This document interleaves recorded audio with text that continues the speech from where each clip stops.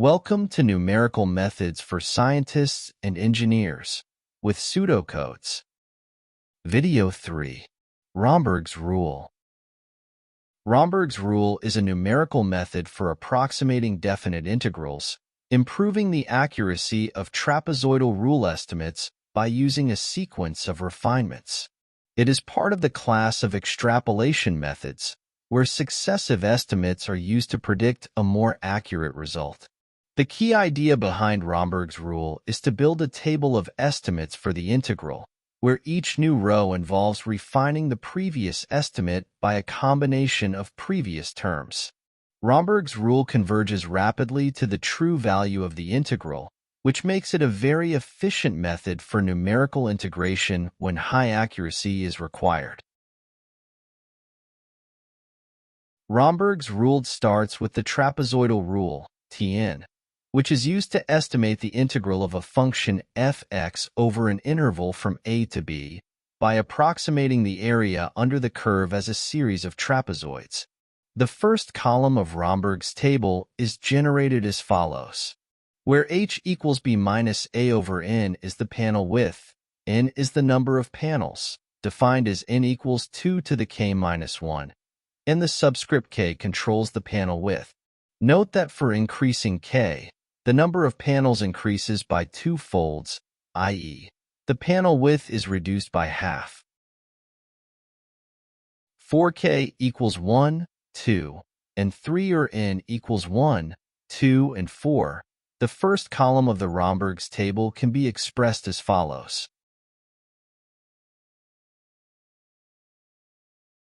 Some of the function evaluations in RK1 overlap with those of RK-11. So to reduce computations, a recursive expression is derived as follows.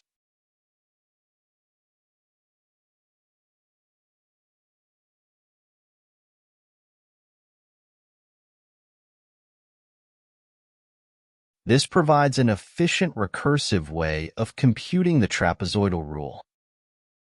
The n-panel trapezoidal rule can be rewritten as follows. The encircled term is the n-panel trapezoidal approximation. Here, I is the true integral and k1, k2, k3, and so on are the coefficients containing higher derivatives of f. Then, we can express Tn as follows. Doubling the number of panels, or having the interval width, we obtain the following expression. Applying the Richardson extrapolation gives the following. Also, note that it has an order of error 4. This approximation corresponds to the 2n-panel Simpson's rule. Similarly, we may eliminate fourth-order terms as follows. This procedure can be indefinitely repeated, with each step of the extrapolation yielding an estimate that is more accurate than the previous one. The first column is constructed using Tn's and labeled as follows. The initial estimates are obtained using the trapezoidal rule, starting with one panel, R11. Then we add successive estimates for increasing numbers of panels, e.g., 2, 4, 8 panels. The first column is second-order accurate. We apply first-level Richardson extrapolation to construct the second column estimates, which gives Simpson's rule. Thus, the second column is fourth-order accurate. Then, we apply second-level Richardson extrapolation to obtain the third column estimates, which is sixth-order accurate.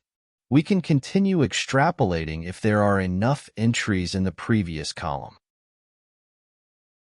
The accuracy of the estimates increases as we go down each column due to decreasing h.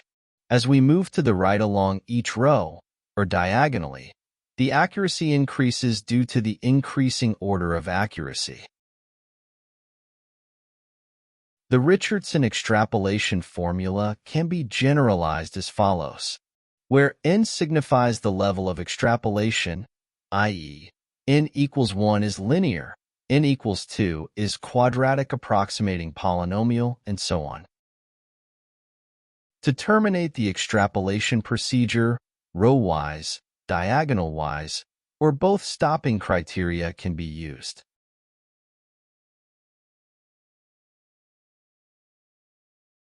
Normally, it is not possible to pre-estimate the exact size of the Romberg table.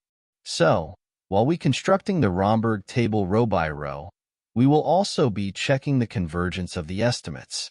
For each row, after calculating the trapezoidal estimate, we apply the Romberg extrapolation formula to fill in the rest of the row entries. When we reach the end of the row, check for the row-wise and diagonal-wise convergence and apply the most conservative criterion. If convergence is achieved according to the most conservative criterion, the procedure is terminated. Otherwise, the next row is constructed and the procedure is repeated until a converged solution within the desired tolerance is computed. The main advantages of the Romberg's rule are: Romberg's rule is simple and easy to use. It is applied to explicitly given continuous functions. It is ideal for adaptive integration. It converges quickly for smooth functions. The number of function evaluations is very small for the level of accuracy achieved. The table can be constructed one row at a time, so the analyst does not have to determine the order of accuracy in advance. The disadvantages of the Romberg's rule are: it is customarily not employed for uniformly spaced discrete functions unless the number of panels is multiples of 2, n equals 2 to the n, in which case the largest size of a Romberg table is limited by the available data. It cannot handle non-uniformly spaced discrete functions. For a large integration interval, the table size can become very large, making it susceptible to the ill effects of round-off errors. It is not suitable for improper integrals, that is, integrands with discontinuities or integrals with infinite or semi-infinite domains. Now let us consider the following integral. We want to construct the Romberg's table up to 5 columns and estimate the error for 5. We begin constructing the first column of the Romberg table by calculating the initial estimate using the one-panel trapezoidal rule. The first estimate, 0.75, is placed in the first row.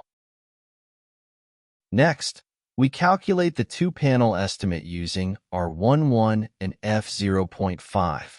The result is written in the second row.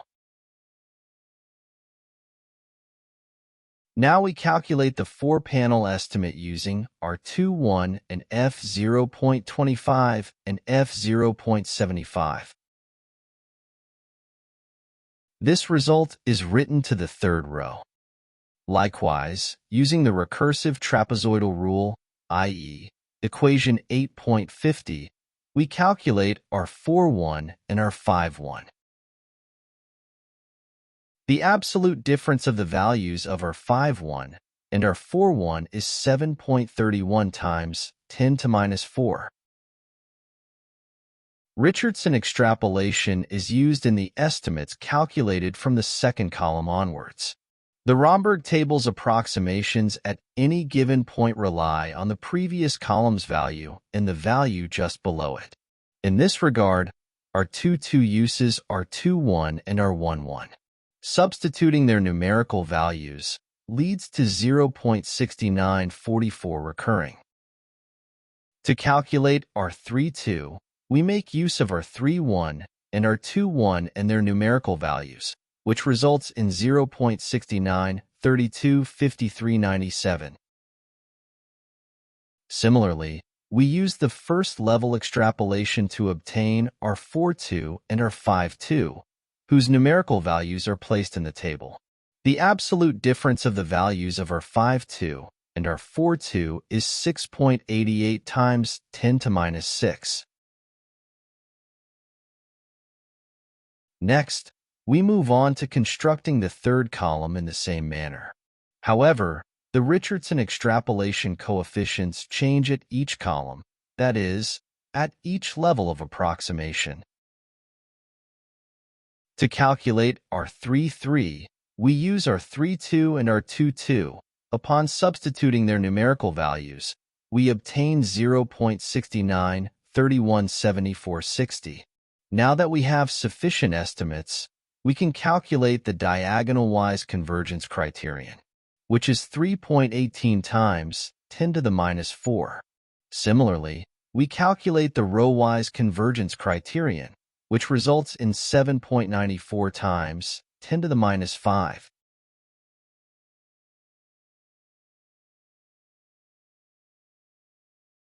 To calculate our 4,3, we make use of our 4,2 and our 3,2, which leads to 0.69, 31, 47, 90.